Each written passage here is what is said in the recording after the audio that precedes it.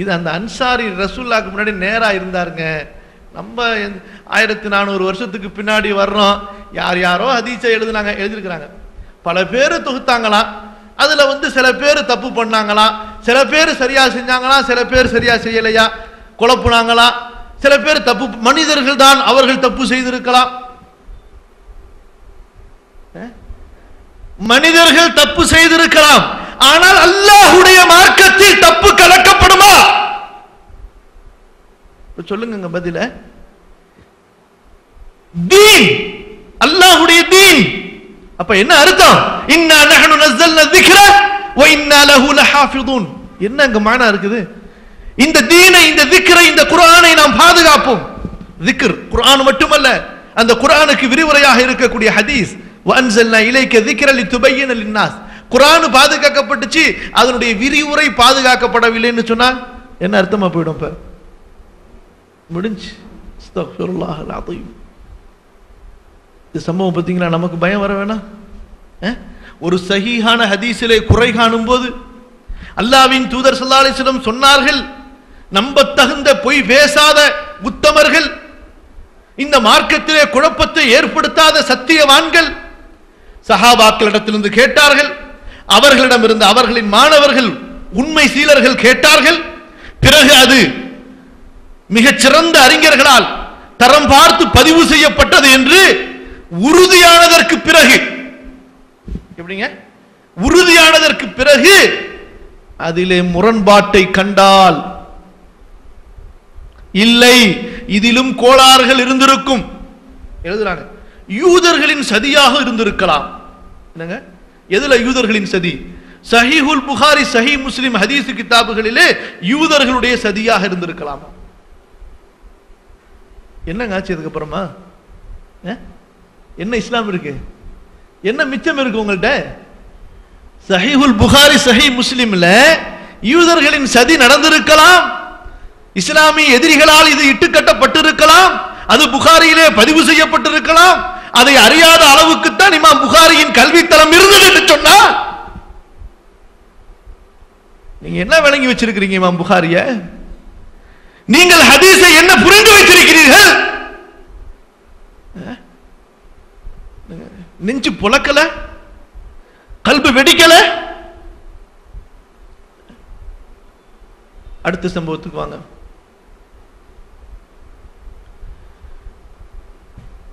ஒரு முஸ்லிம் என்ற பெயர் தாங்கிக்கும் ஒரு யகூதிக்கும் ஒரு பிரச்சனை.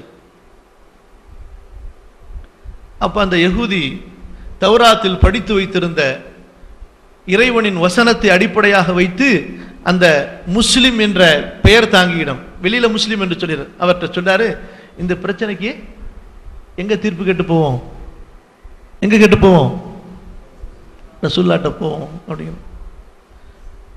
அவன் முஸ்லீம் பேர் தாங்கி இல்ல, ரசூலுல்லாஹ் லஞ்சம் வாங்க மாட்டாங்க, ரசூலுல்லாஹ் நீதத்தை பார்த்து தீர்ப்பளிப்பார்கள், நீதம் அவன் பக்கத்துல இருக்கு, தீர்ப்பு அங்க போயிடும், வேணாம்.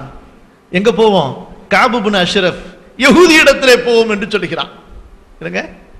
ரசூலை புரிந்த ஒரு யஹூதி நபி இடத்திலே போவோம் என்று சொல்லுகிறான்.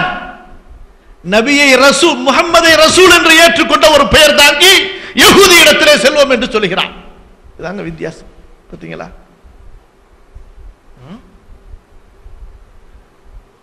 பிரச்சனை ஓரளவுக்கு ரெண்டு பேருக்கும் இடையில சமரசத்துக்கு கடைசியா சரி போவோம் முஹம்மது இடத்திலே அப்படின்னு முடிவாகுது. வர்றாங்க, பேச்சுவார்த்தை நடக்குது. சத்தியம் அந்த யூதரிடத்தில் இருந்ததால் யூதருக்கு சாதகமாக ரசூலுல்லாஹ் சட்டத்தை சொல்லுகின்றார்கள். திரும்ப போறாங்க.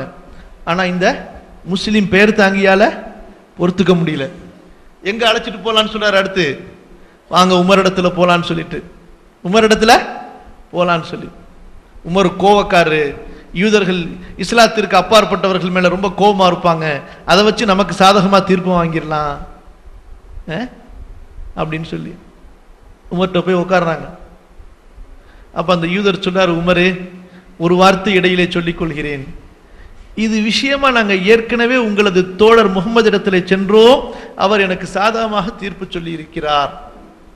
திரும்ப பார்த்து கேட்கறாங்க, என்னப்பா இந்த யூதர் சொல்றது சரியான்னு சொல்லிட்டு, ஆமாம் தான் அப்படிங்கிறாங்க. சரி இரின்னு உள்ளார போய் என்ன செஞ்சாங்க? வாள் எடுத்துட்டு வந்து ஆப்பிள் வெட்டி கொடுத்தாங்களா? பரவாயில்ல, நீ நம்மாலு யூதர்களுக்கு எதிராக செயல்படுறதுக்காக வேண்டி எப்படிலாம் முயற்சி பண்ற பத்தியான ஆப்பிள் வெட்டி கொடுத்தாங்களா? என்ன செஞ்சாங்க?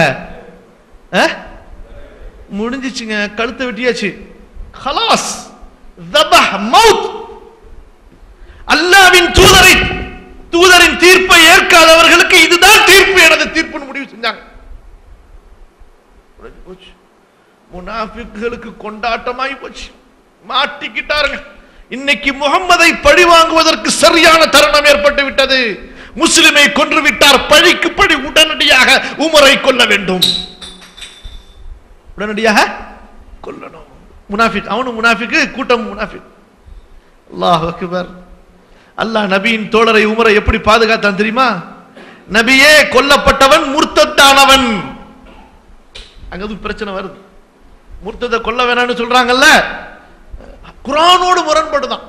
குர்ஆன்ல அப்படி ஒரு சட்டம் இல்லையா? இல்லங்க, முர்த்தத்தை கொல்லணும்னு சொல்லி குர்ஆன்ல சட்டம் இல்லையா? அப்படி வரக்கூடிய ஹதீசுகள் எல்லாம் குர்ஆனோடு முரண்படுகிறதா? அந்த ஹதீசுகளை செயல்படுத்திய ஒட்டுமொத்த நபி தோழர்கள், சில விஷயங்கள்ல சஹாபாக்களுக்கு மத்தியில் இஜ்மா, யோகோபித்த முடிவு, மாற்று கருத்தே இருக்காது. முர்த்தத்தை கொல்ல வேண்டும் என்று சட்டத்தை அமல்படுத்தியவர்கள் அல்லாஹ்வின் தூதர் ஸல்லல்லாஹு அலைஹி வஸல்லம் அவர்கள். அப்படி ஹதீஸ் இல்லைன்னு மறுக்கிறாங்க, ஹதீஸ் இருக்குது. ஏன்னா யாரு போய் தோண்ட போறா ஹதீசுகளை? எப்படிங்க? மறு தைரியமா துணிச்சலா பேசு. அப்புறம் அடுத்து யார் இந்த ஹதீஸை செயல்படுத்தினார்கள்? யாரு? அபூபக்கர் செயல்படுத்தினார்கள். பிறகு யார்? உமர். பிறகு யார்? உஸ்மான், அலி செயல்படுத்தி இருக்கிறார்கள். எல்லா சஹாபாக்களும் அதை பார்த்து கொண்டிருந்தார்கள். எழுதுறாங்க, பாவா இது நாள் வரை இந்த ஹதீஸை தவறாக புரிந்து கொண்டே செயல்முறைப்படுத்தி விட்டு வந்து விட்டார்கள். யார் ஹதீஸை தவறா புரிஞ்சுக்கிட்டா? 23 வருஷமா ரசூலுல்லாஹ்விற்கு நிழலாக இருந்த அபூபக்கர் ஹதீஸ் தவறா புரிஞ்சுட்டாங்க, உமர் தவறா புரிஞ்சுட்டாங்க, அலி தவறா புரிஞ்சுட்டாங்க. மார்க்கத்தில் கூடும் கூடாது என்பதை தெளிவாக அறிந்தவர் என்று முஆத் இப்னு ஜபலுக்கு சொன்னாங்கல்ல, அவங்க தப்பா புரிஞ்சுக்கிட்டாங்க. யமன் நாட்டுக்கு நீதிபதியாக அனுப்பப்பட்டார்களே அபு மூசா அஷ்அரி, அவங்க தப்பா புரிஞ்சுட்டாங்க. இது நாள் வரைக்கும் இந்த சட்டத்தை அடிப்படையாக வைத்து எந்த மார்க்க அறிஞர்களிடத்திலும் மாற்று கருத்து இல்லாமல் இந்த சட்டம் அமல்படுத்தப்பட்டுச்சு, அந்த எல்லா இமாம்களும் தவறா புரிஞ்சுட்டாங்க. நாங்க தான் இந்த ஹதீஸ கரெக்டா தெளிவா புரிஞ்சிருக்கிறோம். உங்க புரிதல் எங்க கொண்டு போய் வைக்கிறது? நாங்க சிந்திச்சு பாருங்க. வாங்க திரும்ப இது வேறுமா நம்ம பேசுவோம் இன்ஷா அல்லாஹ், நேரம் இருந்துச்சுன்னா முன்னாடி வாங்க. அப்ப என்ன ஆச்சு? யார் ரசூல் தீர்ப்பு சொன்னதற்கு பிறகு அதை ஏத்துக்காம இன்னொருத்தவங்கள்ட்ட போறாங்களோ அவங்க என்ன ஆயிட்டாங்க? முர்த்தத் ஆயிட்டாங்க, வெட்டிட்டாங்க. அல்லாஹ் ஆயத்து இறக்கிட்டா அவங்க மூமின்களே கிடையாதுன்னு சொல்லி, மூமின்களே கிடையாதுன்னு சொல்லி. இப்ப புரியுதா உங்களுக்கு? கடைபிடிக்கும் விஷயத்திலே, பின்பற்றும் விஷயத்திலே ஏற்றத்தாழ்வு காட்டலாமா? காட்ட முடியாது. எதுல ஏற்றத்தாழ்வு? புனிதத்திலே, கண்ணியத்திலே. தொழுகையில ஹதீஸ ஓதி தொழ முடியுமா? சூரத்துல் ஃபாத்திஹாக்கு பதிலா ஓத முடியுமா? ஓத முடியாது. இதுதாங்க பாகுபாடு. எது பாகுபாடு கிடையாது? செயல்படுத்துறதுல காட்டுவது இருக்கிறது, அது பாகுபாடு கிடையாது. அது குஃபுர். அது என்னது? குஃபுரிலே கொண்டு போய் விட்டுவிடும். அடுத்து வாங்க, அல்லாஹ் சொல்றான் இந்த வசனத்துக்கு முன்னாடி, ஒமா அர்சல்னா மின் ரசூலின் இல்லா லியுதாஅ பிஇذنில்லாஹ். உமரின் செயலை நியாயப்படுத்தி ஏறக்குறைய 10 வசனங்களை அல்லாஹ் அங்கே தனது குர்ஆனிலே பதிவு செய்கிறான். ரசூலை நாம் அனுப்புவதின் நோக்கமே அவருக்கு கீழ்ப்படிய வேண்டும் என்பதற்குத்தான். அவருக்கு கீழ்ப்படிதல் பிஇذنில்லாஹ், அல்லாஹ்வுடைய கட்டளை. யாருடைய கட்டளைங்க? அல்லாஹ்வுடைய கட்டளை. அடுத்து வாங்க,